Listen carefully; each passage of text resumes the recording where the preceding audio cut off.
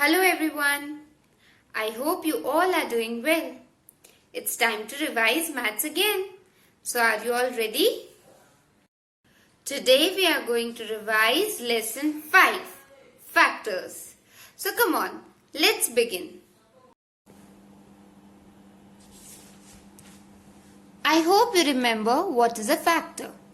When two or more numbers are multiplied together to get a product, then each number is called the factor of the product. Right? Now there are two different ways of finding the factors. The multiplication method and the division method. In multiplication method, the multiplier and the multiplicand are the factors of the given number. For example, if you look at 30, 1 into 30 is 30, 2 15s are 30, 3 10s are 30, it's not divisible by 4, then 5, 6 are 30. 6 comes here, so we do not have to repeat all these. So the factors are 1, 2, 3, 5, 6, 10, 15, 30. Right? While for the same number in division method, we will divide 30 by numbers 1 by 1. Now in this case, the divisor and the quotient are the factors. Here you can see 1, 2, 3, 5, 6, 10, 15 and 30 are the factors. Right? Now always remember, smallest factor of any number is 1 and the greatest factor of any number is number itself. Here also, the smallest factor of 30 is 1 and the greatest factor is 30 number itself. Now, in case if two numbers are given to you and you have to find out if a number is a factor of the another given number or not, here are the steps that you have to follow.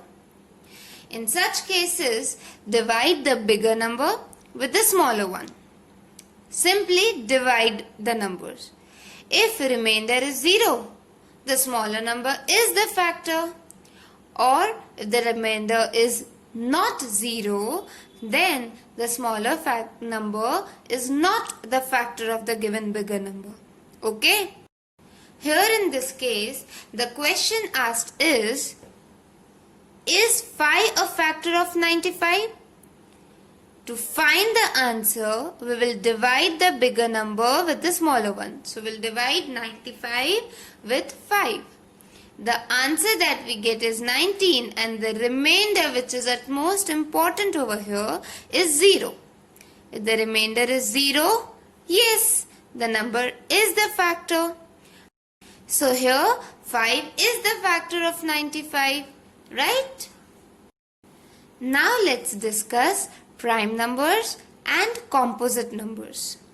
The numbers which have only two factors, that is 1 and the number itself, are called prime numbers.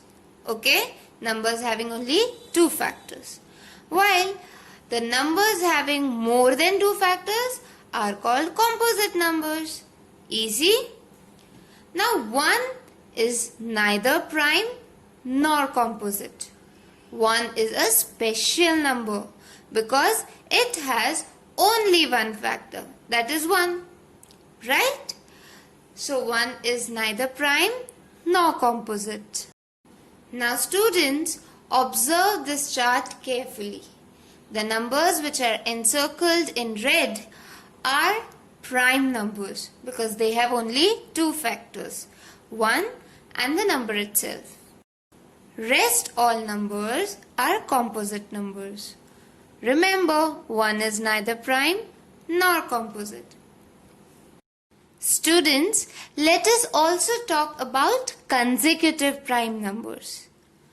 Now let's consider a prime number, say 2. The next prime number after 2 is 3. So 2 and 3 are consecutive prime numbers. Similarly, let's take one other example, for example 23. Now after 23, the next prime number is 29. So 23 and 29 are consecutive prime numbers. Okay?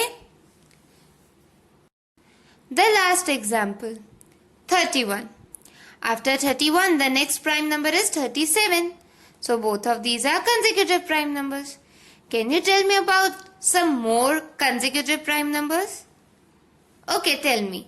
The prime number after 29 is 31. So these two are consecutive, right? Now let's talk about twin prime numbers. When there is only one composite number in between two prime numbers, then those two prime numbers are called twin prime numbers. For example, 3 and 5. There is only one composite number, that is 4, in between. So both of these are twin prime numbers. Similarly, 5 and 7, only 6 in between. 11 and 13, they are also twin prime numbers because there is only one number in between. 17 and 19, 29 and 31, only 30 in between. Right? And the last example is 41 and 43. All these examples are of twin prime numbers. After talking about prime numbers, let us talk about prime factorization. Under this heading, we have to find out only the prime factors of the given number. Okay? Now, there are two methods of finding prime factors. Okay? First is factorization using factor tree method. Under this method, we have to find the factors of the given number in such a way that one of them is prime. And then we have to find the factors of the other number in the same way. We have to continue finding the factors till last both the numbers are prime numbers. Okay? We always start with 2 as 2 is the smallest prime number. If the given number is not divisible by 2, then we go for 3, 5, 7 and so on. Here, for the number 60, the prime factorization is 2 into 2 into 3 into 5. Easy? Now let us talk about the second method of prime factorization, which is short division method. In this case, we have to divide the given number by prime number.